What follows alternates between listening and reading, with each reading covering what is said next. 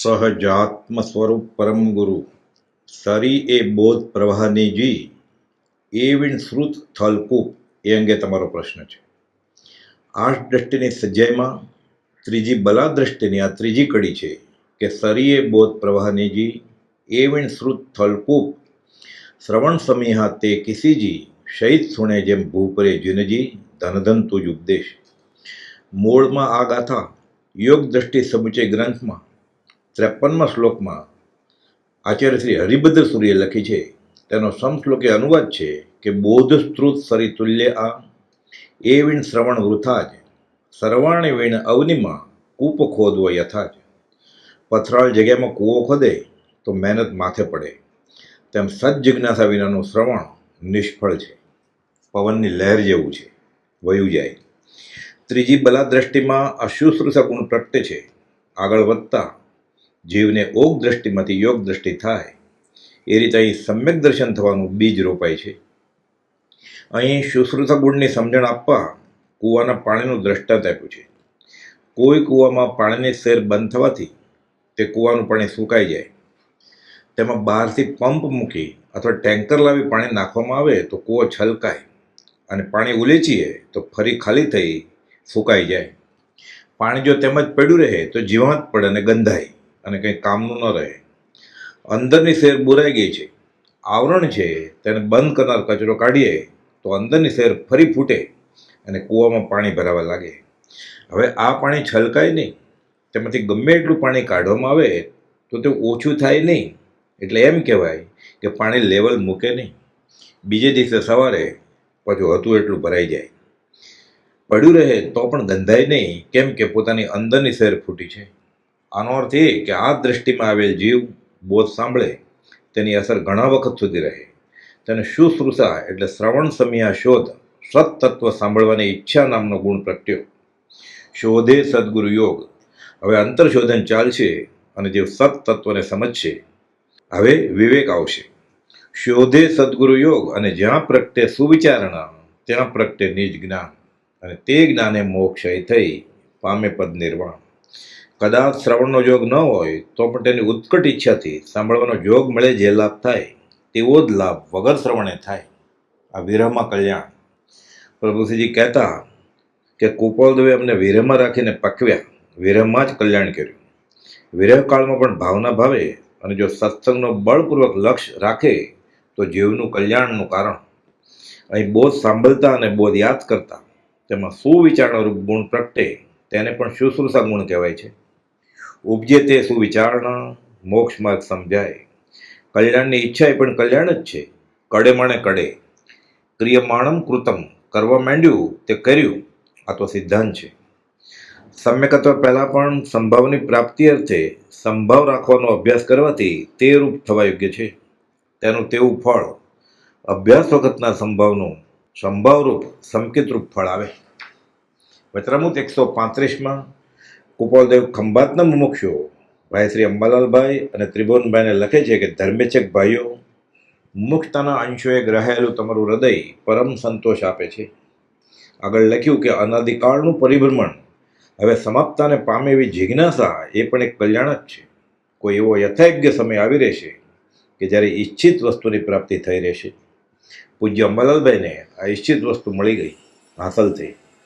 આ દ્રષ્ટિમાં આવેલ જીવ અધ્યાત્મશાસ્ત્રો વાંચી હવે શુષ્ક જ્ઞાની ન બની જાય. અંબાલાલભાઈ કાવીઠા ઝવેર શેઠને ઘેર રસોઈ બનાવતા અને કુપાલદેવ ડેલે બોધ કરતા. તે બોધ રસોઈ કરતાં કરતાં લક્ષ્યમાં રાખે અને 5-7 દિવસ પછી પણ અક્ષરશ લખી કુપાલદેવને તપાસવા આપે. બોધ બધો અંબાલાલભાઈને અક્ષરે યાદ રહેતો. કુપાલદેવે મુનિઓને સંવંત 1955માં સમાગમને 5મે દિવસે ઈડર ક્ષેત્રે આ અંગે ઉલ્લેખ સ્વયં કરેલો. ત્યાગ અને વૈરાગ્યને લઈને અંબાલાલને લબ્ધિ પ્રગટી છે. તે એવી કે અમારો બોધ 5 દિવસ પછી પણ અક્ષરશ લખી લાવે છે. અંબાલાલભાઈએ તો જગતને વચનામૃતની અણમોલ દેન આપી ગણધર તુલ્ય કામ કર્યું. માત્ર બહારથી પુસ્તક વાંચીને આત્માનું જ્ઞાન ભેગું ન થાય. જ્ઞાન નિરવધિ છે, અનંત છે. કેવળ જ્ઞાનની વ્યાખ્યામાં જ તે જ્ઞાન અનંત છે એમ કહ્યું છે, જેનો અંત ન પમાય તે. આ અનંત જ્ઞાન બહારથી અનંતકાળે પણ ભેગું ન જ થાય, અંદર પડેલું જ છે. આવરણ છે, જ્ઞાન આવરણ, દર્શન આવરણ. તે ટળે તો જ્ઞાન મળે. શાસ્ત્ર વાંચી વાંચી કેટલું જ્ઞાન ભેગું કરી શકાય? એક ગામના એક પુસ્તકાલયના બધા પુસ્તકો આખી જિંદગી પૂરી થતાં પણ વાંચી ન શકાય. વાંચે તો સમજે પણ નહીં. જ્ઞાન ભેગું કરે તેને અભિમાન થાય અને શાસ્ત્ર શસ્ત્રરૂપ થઈ પડે. ગમ પીડ્યા વગર આગમ અનસ્કારક થઈ પડે. અહીં શાસ્ત્ર અભ્યાસનો નિષેધ નથી, પણ તે વાંચીને વૈરાગ ઉપશમ આરાધવાના છે, જે જીવને અધિકારી કરે. વચનામૃત 139માં ગોપાલદેવે આ બાબત માર્મિક બોધ આપ્યો છે. શાસ્ત્રમાં માર્ગ છે, મર્મ સત્પુરુષના હૃદયમાં રહ્યો છે. વિષ્ણુ પુરાણનો શ્લોક છે કે સા વિદ્યા વિમુક્તે, નિતાંત મુક્તિ અપાવે તે જ વિદ્યા. જ્ઞાનનું ફળ વીરતી છે. વચનામૃત 749. વિષય અને કષાયરૂપ કચરો નીકળે એટલે અંદરથી જ્ઞાનની શેર ફૂટે. સર્વજીવ છે સિદ્ધ સમ, સિદ્ધો જૈસો જીવ હૈ, જીવ સોહી શિવ હોય. પણ કર્મ મેલ કા આંતરા, વિષય કશારૂપ મેલને કાઢવાનો બોધ છે, એ બૂજે વિરલા કોઈ. આત્મસિદ્ધિમાં કહ્યું કે ત્યાગ વિરાગને ચિત્તમાં થાય ને તેને જ્ઞાન. જ્ઞાન માર્ગ વિશે બોધ કરતા ગોપાલદેવે વચનામૃત 866માં પ્રકાશ્યું છે કે આત્મારામ પરિણામી, પરમ વિતરાગ દ્રષ્ટિવંત, પરમ અસંગ એવા મહાત્મા પુરુષો દ્રવ્યાનુયોગના મુખ્ય પાત્ર છે. નહીં તો વચનામૃત 721માં બોલ્યું છે કે જે જ્ઞાન મહાન ધીરજરાનો હેતુ થાય છે, તે જ્ઞાન અનધિકારી જીવોના હાથમાં જવાથી તેને અહિતકારી થઈ ઘણું કરી પરિણમે છે. વિષય કશાય ક્ષય થાય અને જે સ્વચ્છંદ આરંભ પરિગ્રહથી પાછો હટે, જ્ઞાનીની આજ્ઞા ઉઠાવે તો જ જ્ઞાન સમ્યક પરિણામી થાય છે. પુસ્તકો વાંચીને જ્ઞાન ભેગું ન થાય, પણ અંદરની શેર ફૂટે તો જ્ઞાન વધે. આરસી ચોખ્ખું હોય તો પ્રતિબિંબ ચોખ્ખું પડે. તે રીતે સહજાત્મ સ્વરૂપ પરમ ગુરુ. આત્મામાં તો જ્ઞાન પડ્યું છે, ઉમેરવાનું નથી, લાવવાનું નથી. ઉપર જે કર્મરત છે તે કંકેરી કાઢી નાખવાની છે. એટલે વિષય કશાયો કાઢે તો આત્મા ચોખ્ખો થાય, વિષય કશાય ન કાઢે તો ચોખ્ખો ના થાય. ખરી રીતે એ છે. એના બદલે જ્ઞાન મેળવવામાં આપણે શું કરીએ છીએ?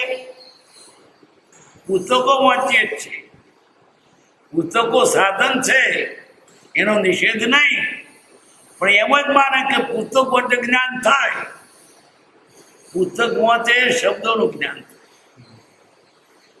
આત્માને જ્ઞાનની જરૂર અંદર પડ્યું છે, જ્ઞાન છે.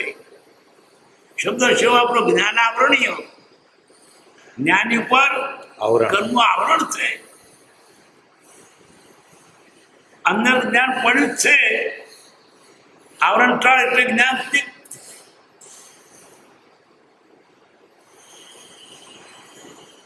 રતન બંધ્યો ગઠડી વિશે સૂર્ય છીપ્યો ગનવાય, સી પિંજરા મેં દિયો જોર તલે કથનાય. રત્ન તો સ્વયં પ્રકાશિત, કાળી રાતે પણ ચળકે, તેજ આપે. પણ એ રતન ઉપર ભીની માટે લોચો નાખી દીધો, આપે તે અજોડું આપે. જે ભીની માટે લોચો અંદર નથી પણ ઉપર છે, અમરાયો છે. બધા જીવ ઉપરમાં, પણ આ ઉપરનો જે જ્ઞાનાવરણીય કર્મ તે છૂટવો જોઈએ. તો આપણે શું કરીએ છીએ? વિષય કશાયને કારણે આવરણ છે તે તો કાઢવા જ નથી, અને પુસ્તકોમાં મેળ ખાય ખરો. એટલે આ જીવ પુસ્તકો વાંચીને જ્ઞાન મેળવવા ઈચ્છે છે, એને જ્ઞાન થાય શબ્દોનું, આત્મનું ના થાય. આત્મજ્ઞાન માટે તો વિષય કશા કાઢવા પડે. સરિયે બોધ પ્રવાહની જી એ વિના શુદ્ધ થલકૂપ, થલકૂપ એટલે સૂકો કૂવો. એ કૂવામાં પાણી હતું પણ ઠીકરો માટી ભરાય એની સર દબાઈ ગઈ. તો કૂવામાં પાણી કરવા માટે બીજા કૂવા હતી એમાં પંપથી પાણી ભરે થાય દેખાય ચલાઈ જાય પણ તીદર કશું ના હોય કઈ અંદરની સર નથી ને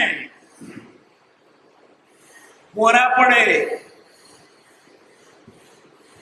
તો શું એ કુંવારી પેલી ઠીકરા બધા કાઢી નાખે અંદરની શેર છૂટે એ પાણી ખૂટે નહીં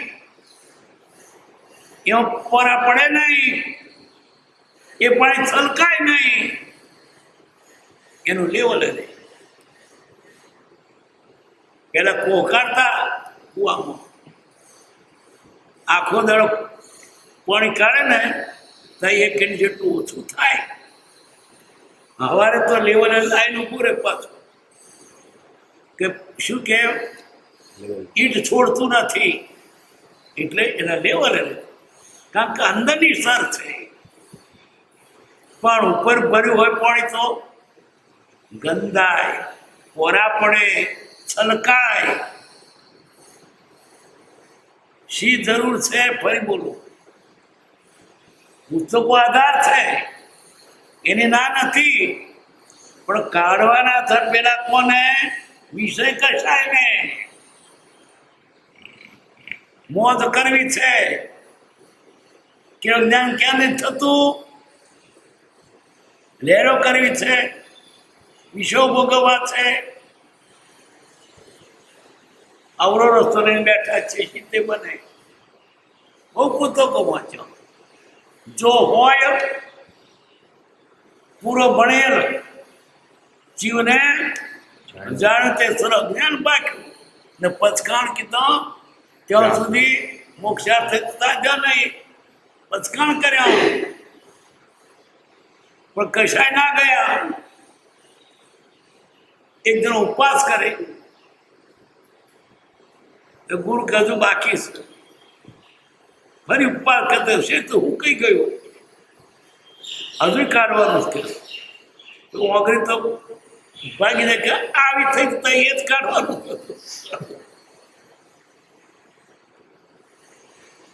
શરીરને હોય તો ભલે એને સુકવવાની બહુ જરૂર નથી. શરીર હું નથી ભાવ છેલ્લા દેખાતે ચાલું પણ અંદરના કશા મૂકવા અઘરું છે. ભલા ભણેલા ભાષણો કરતા સભાના ડોકો ડોલતા કશાય ના. જેને કશાય ગયો એના આત્મા ચોખ્ખો થઈ ગયો.